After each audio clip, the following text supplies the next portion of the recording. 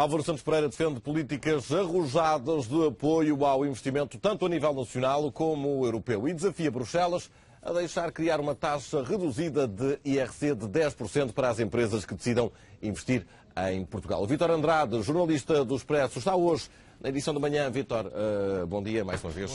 Bem-vindo, como estás? Tudo bem? Será que o Ministro da Economia vai conseguir fazer vingar esta sua proposta e fazer de Portugal um país mais atrativo para o investimento estrangeiro? Bom, se isso acontecesse, era excelente para a atração de investimento, como tu acabaste de dizer. Mas eu acho que isto revela três coisas fundamentais. Primeiro, que afinal temos Ministro da Economia. Dizia-se que o Ministro da Economia não aparecia, que nunca dizia nada, que não havia economia quase. A verdade é que ele existe. Existe, e outra segunda questão muito importante é que ele tem uma estratégia, pelos vistos. Outra terceira questão que eu depreendo aqui do que aconteceu nos últimos dias é que ele tem um grande inimigo dentro do próprio governo, que se chama Vítor Gaspar. Aliás, ele há uma frase que ele teve duas intervenções na sexta-feira e no fim de semana, uma nas jornadas parlamentares do CDS e do PSD e outra numa conferência que o próprio Ministério da Economia organizou, onde esteve o Vice-Presidente da Comissão Europeia, que é muito importante isso. E uma das frases que ele disse foi que era preciso travar esses burocratas que andam por aí, porque eles estão a congestionar o investimento, estão a travar o investimento. Eu acho que essa frase não era dirigida para a Europa em geral. Era um recado acho que era um interno. recado direto para dentro do governo, exatamente. Aliás, algumas fontes que nós temos contactado com regularidade dizem-nos que, de facto, ele sistematicamente nos Conselhos de Ministros esbarra, quando vai propor alguma coisa de inovador, de mais arrojado, esbarra na questão nas finanças, portanto, no Ministro das Finanças. A partir de agora, parece que há ali uma porta que se começa a abrir e Álvaro Santos Pereira vem propor essa medida que me parece arrojadíssima, que é um IRC de 10% para as empresas que investirem até 5 milhões de euros durante 10 anos. Isto faria de Portugal o país mais competitivo da Europa em termos de fiscalidade para empresas.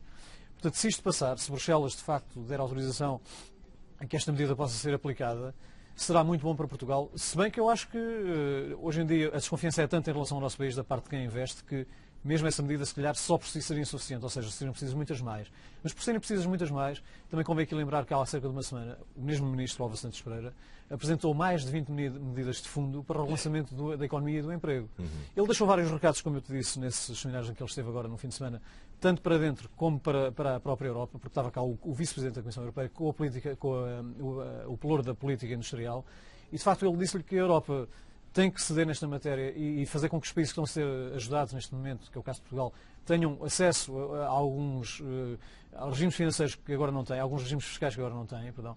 E também lhe disse que sem emprego a Europa não existirá, ou seja, sem indústria não há emprego e sem emprego nunca haverá Europa justa e socialmente equilibrada. E esse investimento é também cada vez mais necessário quando olhamos para estes números que mostram que nos primeiros 9 meses do ano saíram de Portugal mais de 32 mil milhões de capitais estrangeiros. É muito dinheiro. É muito dinheiro e isso é o espelho daquilo que a crise tem sido. Ou seja, no fundo, aliás, isso acaba por ser a causa e a consequência da crise. Isto porquê?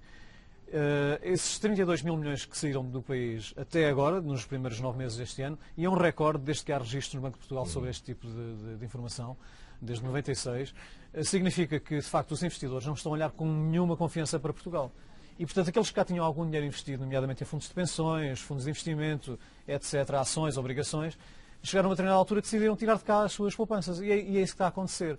Ou seja, o que está a acontecer em Portugal está a assustar os investidores. Portanto, é preciso reganhar essa confiança. E é nesse sentido que vêm estas medidas que o Ministro da Economia acabou por propor este fim de semana.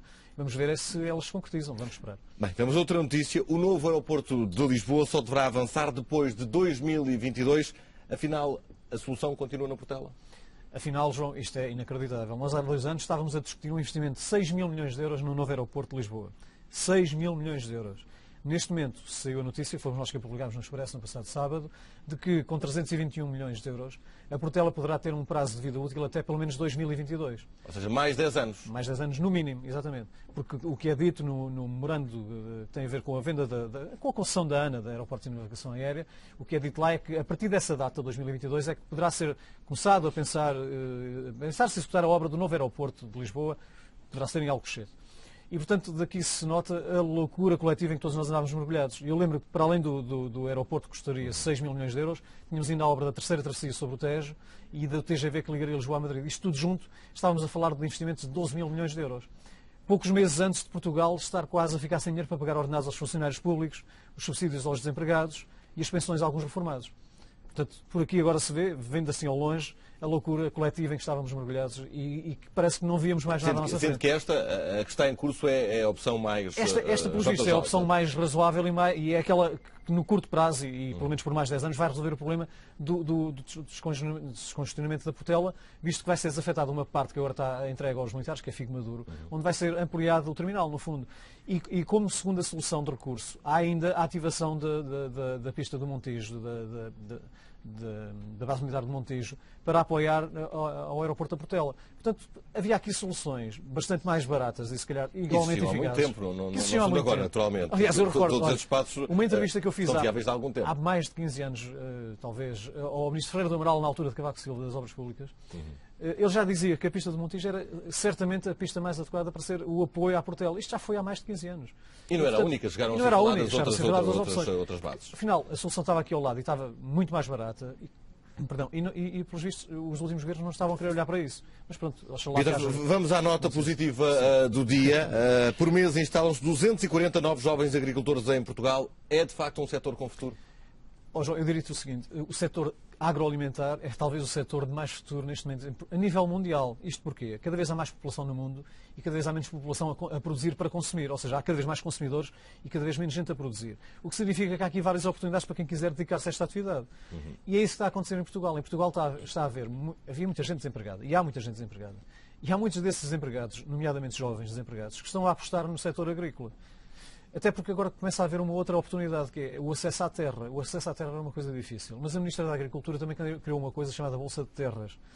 No fundo, são terras que são disponibilizadas a preços mais acessíveis para quem se quiser lançar nessa atividade, nomeadamente os jovens. E ela própria disse nas jornadas parlamentares também no passado fim de semana que por mês estão-se a instalar 240 jovens em Portugal, como empresários agrícolas. Isso de facto é muito positivo. Oxalá que isto não fique por aqui e oxalá que... e uma das coisas que ela disse foi que em Alqueva, na zona de Alqueva, como nós já aqui referimos mais uma vez, é aí que se estão a instalar muitos dos jovens.